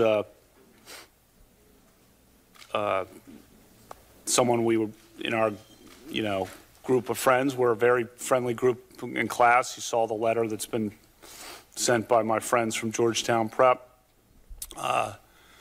Funny guy, great writer. What is your relationship with him like now? I haven't talked to him in a couple of years. We've probably been on, mass emails or group emails that go around among my high school friends. Okay. And how did you know Patrick Smith? Also 9th grade, Georgetown Prep. Went by PJ then. He and I lived close to one another. Played football together. He was defensive tackle. I was the cornerback, wide receiver. We carpooled to school along with D. Davis every year, the three of us, for 2 years. I didn't have a car, so one of the two of them would drive every day, and I'd be in the, they'd pick me up. What's your relationship like with him now? He lives in the area. I see him once in a while. I haven't seen him since this thing. Do you know Leland Ingham or Leland Kaiser? I know of her, and it's possible I, met her in high school at some point at some event. Yeah, I know her. I know of her. And again, I don't want to rule out having crossed paths with her in high school. You already did. Similar to your statements about knowing Dr. Ford? Correct. Senator Feinstein.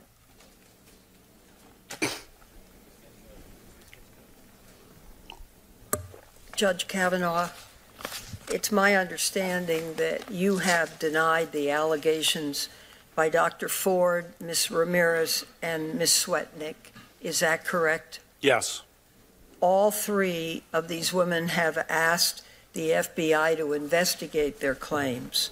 Mm-hmm. I listened carefully to what you said. Your concern is evident and clear. And if you're very confident of your position, and you appear to be, why aren't you also asking the FBI to investigate these claims? Senator, I'll do whatever the committee wants. I wanted a hearing the day after the allegation came up. I wanted to be here that day. Instead, 10 days passed where all this nonsense is coming out, that I'm in gangs, I'm on boats in Rhode Island, I'm in Colorado, I'm cited all over the place. And these things are printed and run breathlessly by cable news. I wanted a hearing the next day. My family's been destroyed by this, Senator. Destroyed. And whoever wants, whatever the committee decides, I'm all in immediately. I'm all in immediately. No. And the terrible and hard part of this is when we get an allegation, we're not in a position to prove it or disprove it. Therefore, we have to depend on some outside authority for it. And it just seemed to me then when these allegations came forward that you would want the FBI to investigate those claims and clear it up once and for all. Mm-hmm. Senator, the committee investigates. It's not for me to say how to do it, but just so you know, the FBI doesn't reach a conclusion. They would give you a couple 302s that just tell you what we said. So I'm here. I wanted to be here. I wanted to be here the next day. It's an outrage that I was not allowed to come and immediately defend my name and say, I didn't do this and give you all this evidence. I'm not even in D.C. on the weekends in the summer of 1982. This happened on a weekday? Well, when I'm not at a Blair High School for a summer league game? I'm not at Tobin's house working out? I'm not at a movie with Suzanne? I wanted to be here right away. Well, the difficult thing is that these hearings are set and set by the majority. Yeah. But I'm talking about getting the evidence and having the evidence looked at. And I don't understand, we hear from the witnesses, but the FBI isn't interviewing them and isn't giving us any facts. So all we have... You're interviewing me. You're interviewing me.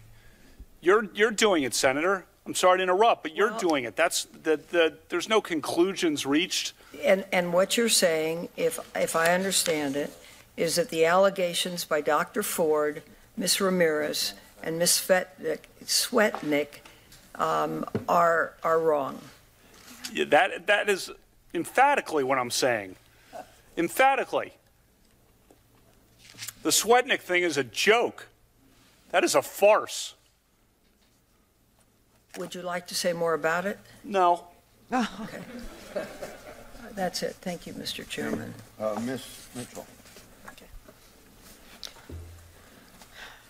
Dr. Ford has described you as being intoxicated at a party. Did you consume alcohol during your high school years? Yes, we drank beer. My friends and I, the boys and girls, yes, we drank beer. I liked beer, still like beer. We drank beer. The drinking age, as I noted, was 18, so the seniors were legal. Senior year in high school, people were legal to drink. And we drank beer. And I said sometimes probably had too many beers, and sometimes other people had too many beers. We drank beer. We liked beer. What do you consider to be too many beers? I don't know. Whatever the chart says on your blood alcohol chart. When you talked to Fox News the other night, you said that there were times in high school when people might have had too many beers on occasion. Does that include you? Sure. Okay. Have you ever passed out from drinking? Passed out would be no, but I've gone to sleep. But I've never blacked out. That's the allegation, and that's wrong. So let's talk about your time in high school. In high school, after drinking, did you ever wake up in a different location than you remembered passing out or going to sleep? No. Did you ever wake up with your clothes in a different condition or fewer clothes on than you remembered when you went to sleep or passed out? No. Did you ever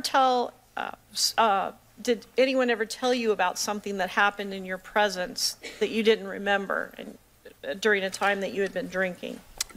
No. We drank beer, and So did I think the vast majority of people our age at the time. But in any event, we drank beer and still do. So whatever, yeah. During the time in high school when you would be drinking, did anyone ever tell you about something that you did not remember? No. Dr. Ford described a small gathering of people at a suburban Maryland home in the summer of 1982.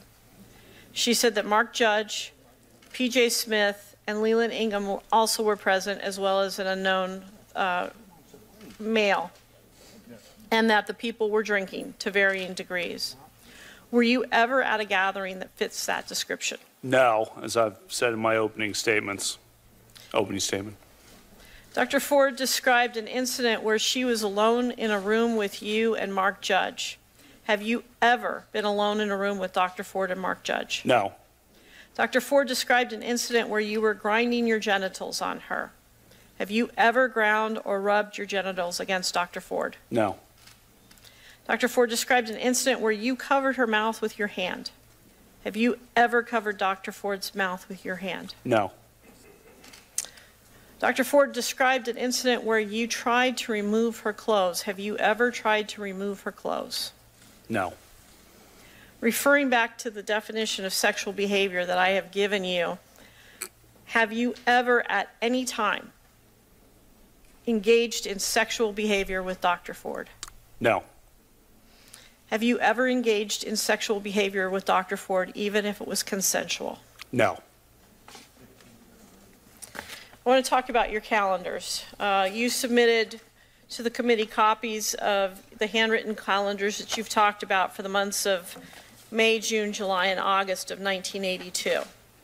Do you have them in front of you? I do. Did you create these calendars in the sense of all the handwriting that's on them? Yes. Okay. Is it exclusively your handwriting? Yes.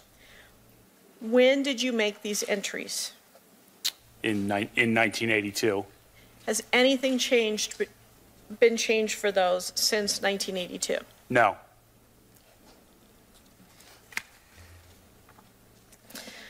Do these calendars represent your plans for each day, or do they document, in other words, prospectively, or do they document what actually occurred more like a diary? They're both forward-looking and backward-looking, as you can tell by looking at them, because I cross out certain doctor's appointments that didn't happen, or one night where I was supposed to lift weights, I crossed that out because I obviously didn't make it that night. So you can see things that I didn't do crossed out in retrospect. And also when I list the specific people who I was with, that is likely backward-looking.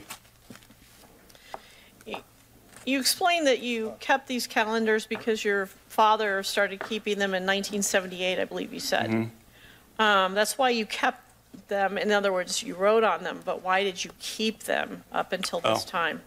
Well, he's kept them too since 1978, so he's a good role model. Ms. Mitchell, you'll have to stop. Oh, I'm sorry. Judge Kavanaugh has asked for a break, so we'll take a 15. All right, so they take a break, we'll take a break, and then they did take a 15-minute recess, and we are now caught up.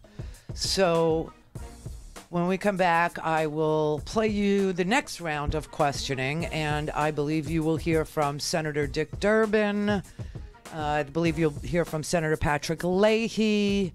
Some further questions from Rachel Mitchell, the prosecutor, to whom the Senate Republicans have ceded their authority because they don't want to ask any questions because they don't want any videotape. This is very sick. But I will say, so far we've learned that the women have asked, all of them, have asked for FBI investigations. One woman took a polygraph test. They refused to call any witnesses. They don't have any evidence, one way or the other. To speak to Randi, call 561-270-3844. 561-270-3844. All right, right, so tens of millions of people are watching this Kavanaugh Dr. Ford hearing. This is really a dog and pony show because obviously the women have asked for an FBI investigation. Brett Kavanaugh did not, but during his testimony just now, he said he's all for it. He's all for an FBI investigation. It's a little late. It's a little late. He said he wanted to come back and he wanted to clear his name. But as a judge, Judge Kavanaugh ought to know that due process takes time. It takes time to sort through evidence. It takes time to collect witness statements. It takes time to cross-examine witnesses. It takes time for the FBI not to conclude anything, but to actually do the background investigation with the names of these new people, Dr. Ford and Miss Ramirez and Miss she's got a strange last name, but you know, the Avenatti client. It takes time, and he did not want that to happen. All right, here they're back now. Here's the next round of questioning. Judge, you said before, and again today, that Mark Judge was a close friend of yours in high school. Now, Dr. Ford, as you know, has said that he was in the room when she was attacked. She also says you were, too. Unfortunately, the FBI has never interviewed him. We've not been able to have his attendance here. The chairman refuses to call him. If she's saying Mark Judge was in the room then he should be in the room here today. Would you want him called as a witness? Senator, this allegation came into the committee. Oh, no, I'm just asking the question. Would you want him to be here as a witness? He's already provided sworn testimony to the committee. This allegation's been hidden by the committee, by members of the committee. It has not been investigated by the FBI. The committee has refused to allow it to be. It was dropped on me. It was sprung. It was not investigated by the FBI, and he has not been called where he might be under oath. Should have been handled in the due course, Senator, when he came in. I would disagree with that. I've been on this committee 44 years. Both Republicans and Democrats. I've never seen somebody that critical and not allowed to be here to called to be testified or an FBI background. But he's provided sworn testimony, and Senator, let me finish. The allegation came in weeks ago, and nothing was done with it by the ranking member, and then it sprung on me. Judge Kavanaugh, I've heard your line, and you stated it over and over again. And I have that well in mind. But let me ask you this. He authored a book titled Wasted, Tales of a Gen X Drunk. He references a Bart Kavanaugh vomiting in someone's car during beach week and then passing out. Is that you that he's talking about? Senator, Mark Judge was... To your knowledge, is that you that he's talking about? I'll explain if you let me. Proceed, please. Mark Judge was a friend of ours in high school who developed a very serious drinking problem, an addiction problem, that lasted decades and was very difficult for him to escape from. And he nearly died. And then he had leukemia as well on top of it. Now, as part of his therapy, or part of his coming to grips with sobriety, he wrote a book that is a fictionalized book and an account. I think he picked out names of friends of ours to throw them in as kind of close to what for characters in the book. So you know, we can sit here. We don't know whether that's you or not. We can sit here and you like make fun of some guy who has an addiction. I'm not making I don't think that really fun of him. He said it was a memoir. I'm trying to get a straight answer from you under oath. Are you Bart Kavanaugh that he's referring to? Yes or no? You'd have to ask him. Well, I agree with you there, right. And that's why I wish that the chairman had him here under oath. Now, you talked about your yearbook. In your yearbook, you talked about drinking and sexual exploits. Did you not? Senator, let me take a step back and explain high school. I was #1 in the class. Freshman. And I thought no. I thought only the Senate. You got this up. I'm gonna talk about my high school. No. I'm gonna let him talk, answer. I'm gonna talk about my high school record. If you're gonna sit here and mock me, I think we were all very fair to Dr. Ford. Shouldn't we be just as fair to Judge Kavanaugh? I busted my butt in academics. Always tried to do the best I could. So I recall I finished 1 in the class, first and freshman and junior year, right up at the top with Steve Clark and Eddie Ayala. We were always kind of in the mix. I played sports. I was captain of the varsity basketball team. I was wide receiver and defensive back on the football team. I ran track in the spring of '82 to try to get faster. I did my service projects at the school, which involved going to the soup kitchen downtown. Let me finish. And going to tutor intellectually disabled kids at the Rockville Library. Went to church. And yes, we got together with our friends. Does this reflect what you are? Does this yearbook reflect your focus on academics and your respect for women? That's easy, yes or no. You don't have to filibuster the answer. Does it reflect your focus on I already academics? said the yearbook in my opening statement. The yearbook was obviously... Just wait a minute. He's asked the question. I'll give you time to answer it. The yearbook, as I said in my opening statement, was something where the students and editors made a decision to treat some of it as farce and some of it as exaggeration, some of it celebrating things that don't reflect the things that were really the central part of our school. Yes, we went to parties, though. Yes, of course, we went to parties, and the yearbook page describes that and kind of makes fun of it. And as a if we want to sit here and talk about whether a Supreme Court nomination should be based on a high school yearbook page, I think that's taken us to a new level of absurdity. So, Ms. Mitchell. Well, we got a filibuster, but not a single answer. You're right. Ms. Mitchell. Judge, do you still have your calendars there? I do. I would like you to look at the July 1st entry.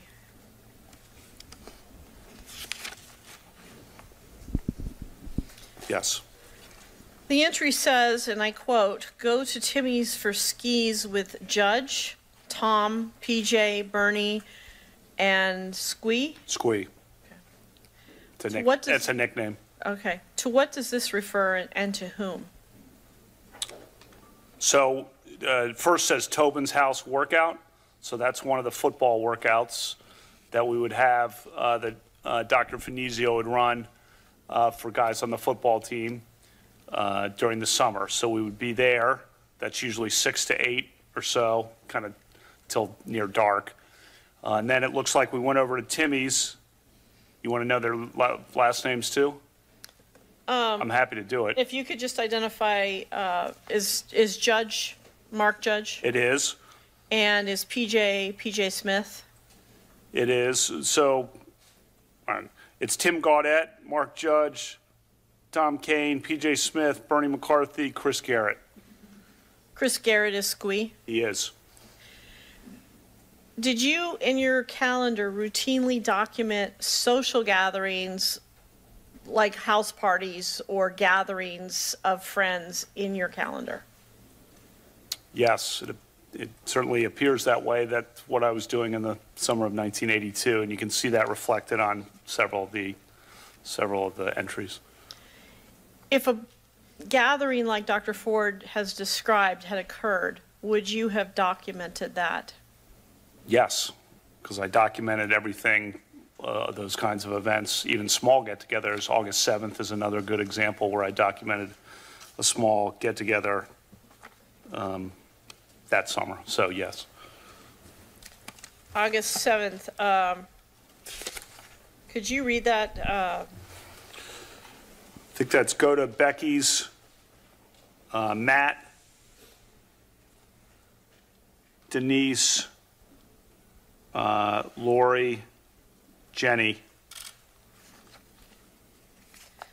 Have you reviewed every entry that is in these calendars of May, June, July, and August of 1982? I have. Is there anything that could even remotely fit what we're talking about in terms of Dr. Ford's allegations? No. As a lawyer and a judge, we've talked about the FBI, are you aware that this type of offense would actually be investigated by local police? Yes, I mentioned Montgomery County Police earlier, yes. Are you aware that in Maryland there is no statute of limitations that would prohibit you being charged even if this happened in 1982? That's my understanding. Have you at any time been contacted by any members of local police agencies regarding this matter? No, ma'am. Prior to your nomination for Supreme Court, you've talked about all of the female clerks you've had and the women that you've worked with. I'm not just talking about them. I'm talking about globally. Have you ever been accused, either formally or informally, of unwanted sexual behavior? No. And when I say informally, I mean just a female complains. It doesn't have to be to anybody else but you. No. Since Dr. Ford's allegation was made public, how many times have you been interviewed by the committee? It's been a 3 or 4. I'm trying to remember now. It's been several times. Each of these new things, absurd as they are, we get on the phone and kind of go through them. So have you submitted 2 interviews specifically about Dr. Ford's allegation?